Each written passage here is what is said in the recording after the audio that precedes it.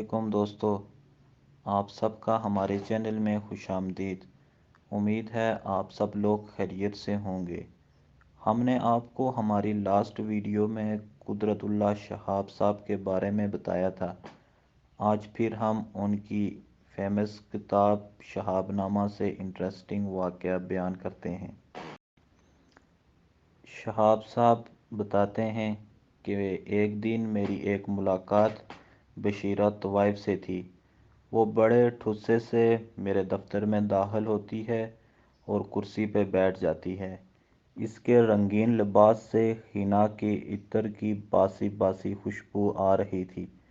اس کی آنکھیں رات جاگے اور رونے کی آمیزش سے سوجی ہوئی تھی، اور اس کی تراش و خراش کا سرسری سا جائزہ لے کر اپنی آنکھیں نیچے کر لیتا ہوں اور میز پہ بڑے مستطیل شیشے کی جانب ٹکٹکی لگا کر بیٹھ جاتا ہوں۔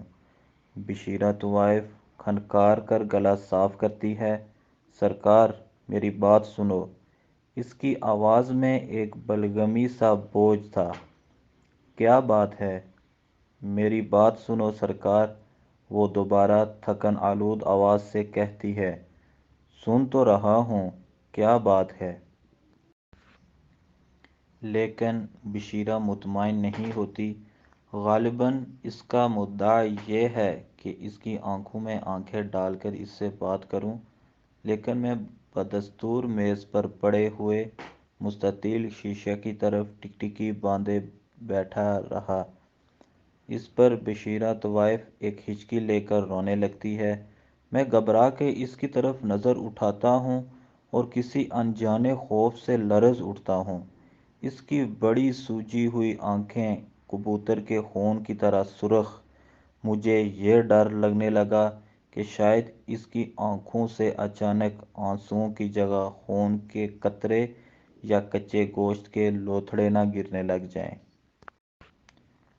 مجھے اپنی جانب متوجہ کر کے بشیرہ طوائف دوپٹے کے آنچل سے آنسو خشک کرتی ہے اور اس کے ہونٹوں پہ اس کے پیشہ ورانہ مسکراہٹ اثر نو نمودار ہو جاتی ہے۔ یہ مسکراہٹ ایک میکانیکی عمل ہے، اس میں ہونٹوں کے پھیلاؤ کے علاوہ کوئی جذبہ نہیں۔ سرکار، میرے گھر پر کل رات میونسپلٹی والوں نے چھاپا مارا ہے۔ وہ اپنی شکایت شروع کرتی ہے۔ کوئی وجہ تو ہوگی۔ کوئی وجہ ہوتی تو میں کبھی شکایت نہ کرتی، وہ خود اعتمادی سے کہتی ہے۔ مجھے ناحق تنگ کیا جاتا ہے۔ میں 12 برس سے اس جگہ بیٹھی ہوں، اپنی محنت سے روٹی کماتی ہوں۔ منڈی کا داروغہ، کمیٹی کا انسپکٹر اور شہر والے لوکل سب مجھ سے خوش ہیں، لیکن پانی پت کے پناہ گیر جو اب میرے محلے میں آ کے آباد ہوئے ہیں، ہر روز میرے خلاف عرضیاں دیتے رہتے ہیں کہ مجھے اس مکان سے نکال دیا جائے تاکہ ان کی بیٹیوں اور بہوؤں پر خراب اثر نہ پڑے۔ مکان کس کا ہے؟ میں بات کاٹ کر پوچھتا ہوں۔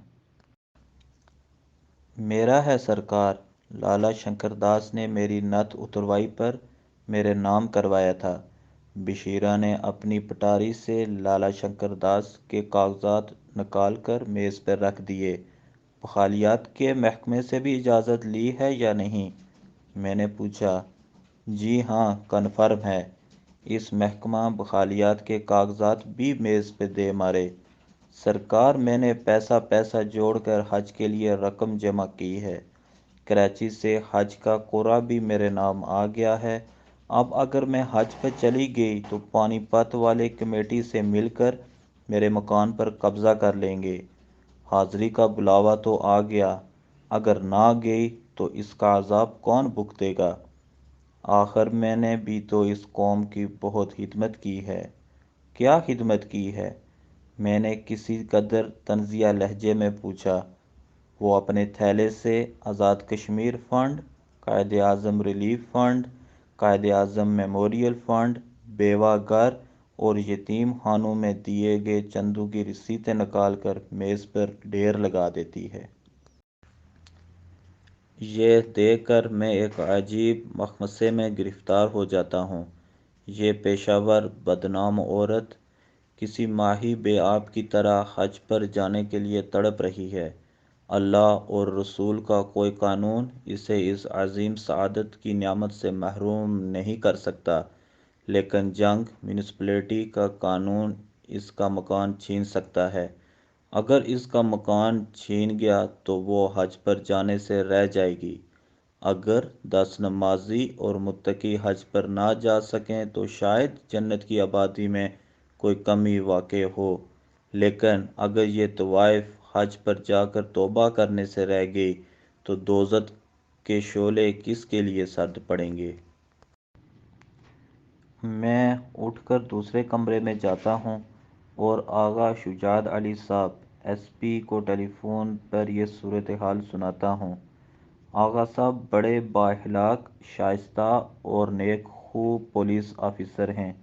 وہ اپنی نرم آواز میں بڑے بڑے جذبے سے کہتے ہیں کہ میں اس قبضہ سے واقف ہوں، آپ اسے حج پر جانے دیں، اس کا مکان کوئی نہیں چھین سکتا، اس کی غیر حاضری میں پولیس اس کے مکان کی حفاظت کرے گی۔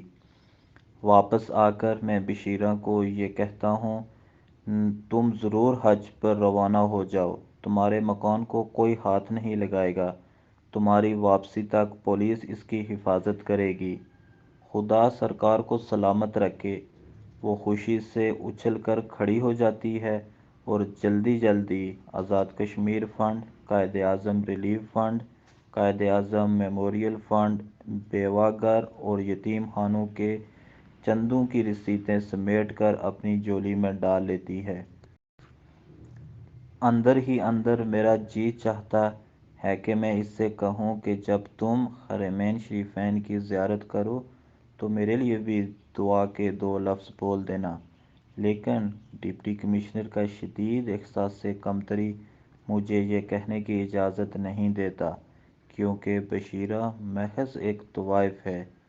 یوں بھی محمد صدیق دیر سے دفتر کے دروازے پر منڈلا رہا تھا۔ وہ میرا اس قدر وقت ضائع کرنے پر بشیرہ کو بڑی سنگ دلی سے گھور رہا تھا۔ کچھ عجب نہیں کہ وہ میرے دفتر سے باہر نکلے تو محمد صدیق اپنی زبان میں اسے 2-4 گالیاں بھی سنا دے۔ اگر آپ کو ہماری ویڈیو پسند آئی ہو تو لائک کریں اور اپنے دوستوں کے ساتھ شیئر کرنا مت بھولیں۔